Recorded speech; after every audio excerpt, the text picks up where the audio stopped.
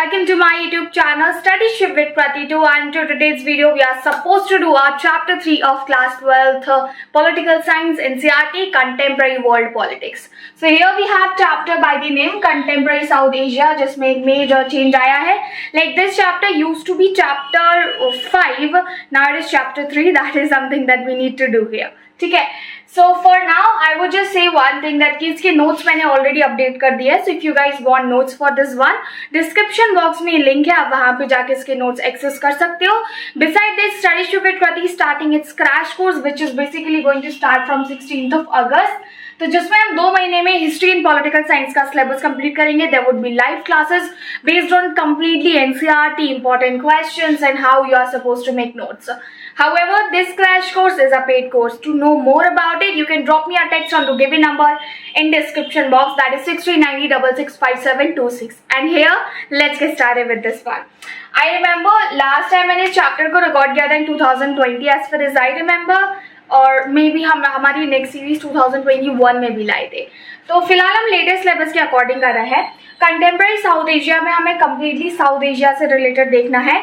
And when I am saying the word south Asia, mainly I am referring the countries like Bangladesh, Bhutan, India, Sri Lanka, Maldives, Pakistan and Nepal. मतलब इन countries में क्या क्या हुआ, कैसे इन्होंने स्ट्रगल किया एंड कंटेम्प्रेरी इनकी सिचुएशन क्या है. हालांकि जो आपकी पॉलिटिकल साइंस है उसमें कंटेम्प्रेरी सिचुएशंस नहीं दिखाई गई हैं क्योंकि डेटा पुराना है, but I would love to give you the latest data according to your syllabus and chapter. ठीक है, तो शुरू करते हैं. पहले हम शुरू करते हैं बांग्लादेश से. ये सारे आप कंट्रीज देख रहे हो ना जो साउथ एशिया में है, तो इनमें से बांग्लादेश एंड पाकिस्तान, ठीक है, this one, let's make some different symbol for this. Bangladesh and Pakistan में सिविलियन एंड मिलिट्री रूल रहा है, जिसकी वजह से यहाँ पे डेमोक्रेसी स्टैब्लिश करने में बहुत ज्यादा दिक्कतें हुई. And ultimately you can say that कि huge kind of a violence or new concepts that emerged into these countries. Next, let's talk about it. हम बात करते हैं भूटान की. तो भूटान में क्या है ना, भूटान एक तो किंगडम हुआ करता था, राजा हुआ करते थे, इनफैक्ट आज भी है, but it actually turn into constitutional monarchy by सन 2006. इनफैक्ट 2008 में भूटान में पहली बार जो है जनरल इलेक्शन हुए थे.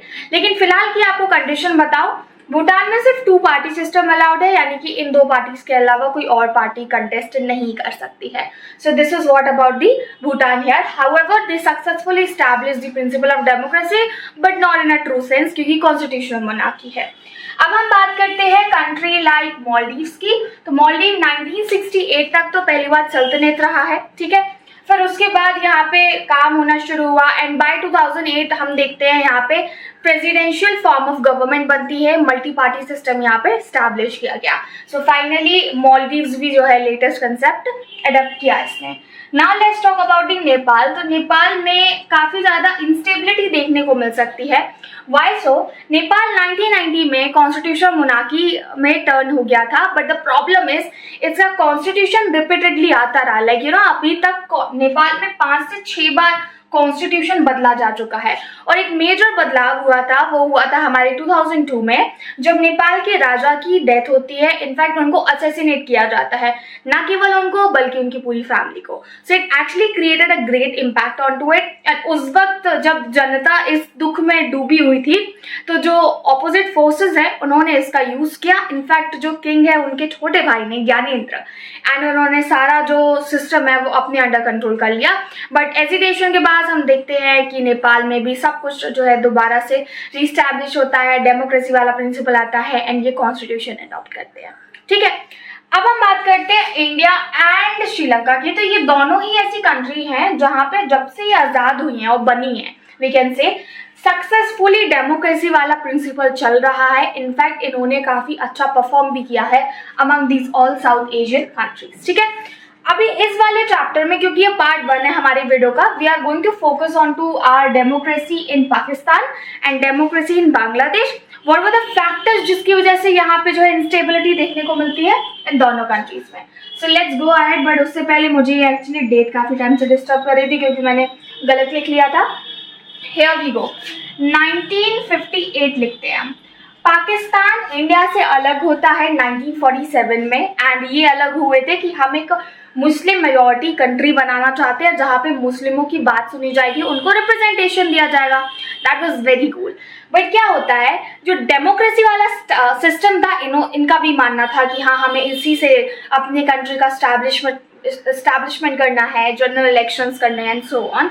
बट ऐसा नहीं चला क्योंकि यहाँ पे जल्द ही मिलिट्री स्टेप इन कर जाती है। अच्छा, ये जो आपको ऑर्डर दिख रहा है ये हमारा क्रोनोलॉजिकल ऑर्डर नहीं है। We are just talking about the famous incident जब मिलिट्री जो जनरल है वो आए, उन्होंने पॉलिटिक्स को कैप्चर किया, पीएम को साइड में किया और अपने आप को as a president and general elect, मतलब जनरल तो थे ही वो, but as a president elect कर लिया एंड पूरा सिस्टम जो है अपने हाथ में ले लिया। So we are just talking about those specific time period है। जनरल अयूब खान आते हैं 1958 में, इन्होंने स्टेप इन किया, उस वक्त के जो पीएम थे उनको हटाया और यहाँ पे आ जाते हैं।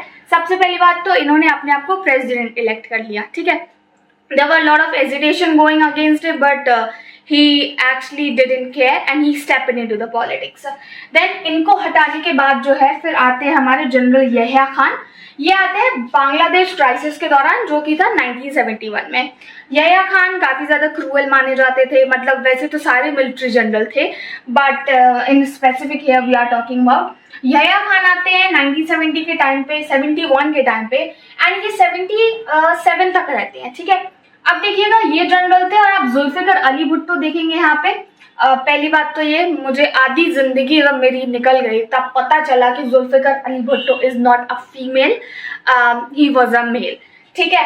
In fact this is something that was revealed in our political science honours class जब हम ग्रेजुएशन के फर्स्ट ईयर में थे, उस दौरान हमें पता चला and we laughed so hard that नाम से ऐसा लगता था दैट शी है बट ही, जस्ट लाइक आपने एक बहुत ही फेमस फिलोसफर नहीं पॉलिटिकल साइंटिस्ट का नाम सुना होगा, रजनी कोठारी, ठीक है, तो वो भी मेल ही है and we used to think female है। Well, jokes apart, so Zulfikar Ali Bhutto 1971 से लेके 77 तक ये यहाँ पे रहे हैं and let me tell you one thing, ये इलेक्टेड प्राइम मिनिस्टर थे, ठीक है। तो जब ये प्राइम मिनिस्टर थे जनरल यहिया खान थे एंड जुल्फिकर अली भुट्टो इलेक्टेड थे, लेकिन इनको हटा दिया जाता है इनकी सत्ता से बाय जनरल जिया उल हक जो कि 1977 में स्टेप इन करते हैं। तो जब जुल्फिकर अली भुट्टो को हटाया गया, जनरल जिया उल हक आए, इन्होंने फिर अपने आप को प्रेसिडेंट इलेक्ट किया, सब कुछ अपने हाथ में ले लिया, प्राइम मिनिस्टर को हटा दिया एंड इनको दौरान ना प्रो डेमोक्रेसी मूवमेंट चल रहे थे, भयंकर वाले चल रहे थे। 1987 से ये ज्यादा चले pro democracy movement in the sense when people were talking about that they wanted to have the concept of democracy and this was the specific period. फिर इसके बाद फिर से इलेक्टेड गवर्नमेंट आती है जो कि है बेनज़ीर भुट्टो की इन 1988 से लेके 89 तक चलती है। देन फिर इसके बाद जनरल परवेज मुशर्रफ आते हैं। तो उस वक्त जब ये परवेज मुशर्रफ स्टेप इन करते हैं पाकिस्तान में as a president who was general, तो इन्होंने उस वक्त के जो पीएम थे नवाज शरीफ उनको हटाया, ठीक है। अभी आपकी बुक में इसके बाद क्या है ना कि अभी तक मिलिट्री रूल चल रहा है, बट ऐसा नहीं है, लंबे समय तक चला। फिर उसके बाद जो है फिर से Nawaz Sharif as a PM आते हैं, उसके बाद इलेक्शन हुए, फिलहाल तो बाकी कंडीशन स्टेबल है। फिर इमरान खान आते हैं एंड एज यू नो अभी नवाज शरीफ के ही जो है वो भाई अभी पॉलिटिक्स में है, ठीक है। So this is something that you need to remember here. अभी ये है military and democracy in Pakistan.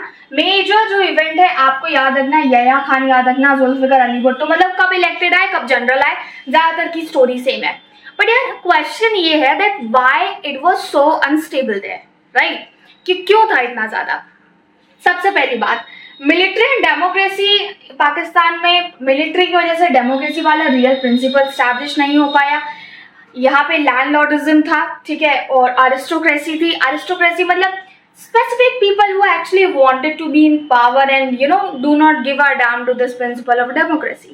Second thing, यहाँ की जो गवर्नमेंट रही है वो वीक रही है तब से, लाइक यू नो जब से कंट्री बनी है, वीक इन दी सेंस कि they were enable to establish themselves in a proper way. तभी तो बार बार मिलिट्री स्टेप इन कर रही थी एंड लोग कुछ नहीं कर पा रहे थे और इसकी वजह से डेमोक्रेसी वाला प्रिंसिपल यहाँ पे जो है completely फेल हो गया। बट क्वेश्चन इज दैट जब ऐसा बार बार हो रहा था, there were you know many terrorism attack भी हो रहे थे, तो क्वेश्चन ये है कि why this global government was not intervening. Why powers like USA and USSR और you can say Russia, UN step in क्यों नहीं कर रहा था? इसका सबसे बड़ा कारण है actually everyone was happy, especially the Western countries were happy और European countries were happy. भैया कम से कम मिलिट्री रूल चल रहा है तो जो न्यूक्लियर वेपन्स है वो आतंकवादी के हाथ में नहीं लग रहे हैं, क्योंकि यहाँ पे टेररिज्म रहा है। और मैं आपको बता दूं, जो लोग कहते हैं ना generally this is something that कि वहाँ की सरकार जो है टेररिज्म को बढ़ावा देती है, आतंकवादी गतिविधियां करवाती है, which is somewhere true, but पूरा सच जानना ये है यहाँ के जो लीडर्स हैं they are so weak in itself, like they are unable to control the things. और ये बढ़ावा देना ही हुआ।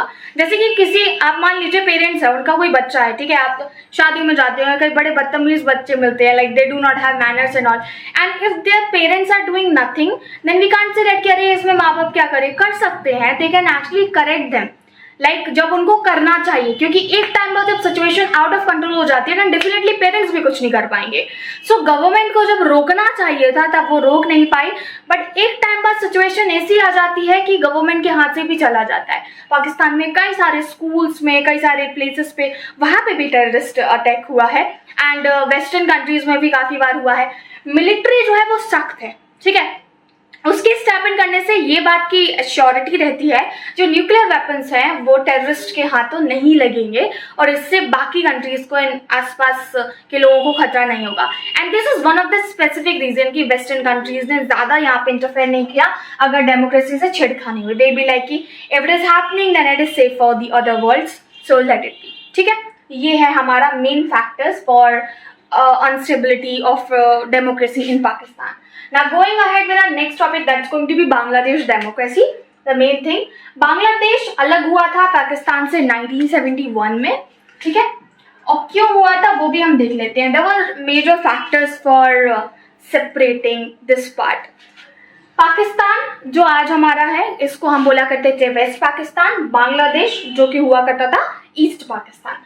तो क्या हुआ, पहली बात तो ये east Pakistan and west Pakistan में डिफरेंस था। दो मेजॉरिटी ऑफ मुस्लिम्स थे दोनों ही पार्ट में, बट प्रॉब्लम वाज यहाँ के जो लोग थे वो बंगाली बोला करते थे, ये वाले उर्दू बोला करते थे। तो पाकिस्तान वाले बांग्लादेश के ऊपर, आप कह सकते हैं वेस्ट पाकिस्तान वाले ईस्ट पाकिस्तानियों के ऊपर जो है जबरदस्ती उर्दू थोप रहे थे, बल्कि इनकी जो लैंग्वेज थी वो तो बंगाली थी, ठीक है। मास स्लॉटर हो रहा था, और दूसरी बात they want to capture the whole administrative area and want to dominate, these leaders want to dominate the East Pakistan, ठीक है। अभी भाई अगर आप किसी को रिप्रेजेंटेशन का मौका नहीं दोगे तो प्रॉब्लम तो होगी ही। जैसे कि इंडिया के किसी पार्ट में, स्टेट्स में, वहां पर रिप्रेजेंटेशन ही नहीं दिया जाए, मनमानी तरीके से अपने लीडर्स डाले जाए और उनको बोला जबरदस्ती इम्पोजिशन हो, तो एक टाइम बाद वो चीज जो है बड़े भयानक रूप में निकलती है। वैसा ही यहाँ पे हुआ। शेख मुजीबुर रहमान जो कि पार्टी से थे अवामी लीग, ठीक है, ईस्ट पाकिस्तान, तो इन्होंने क्या किया, ईस्ट पाकिस्तान में सारी सीट से जीत लिया।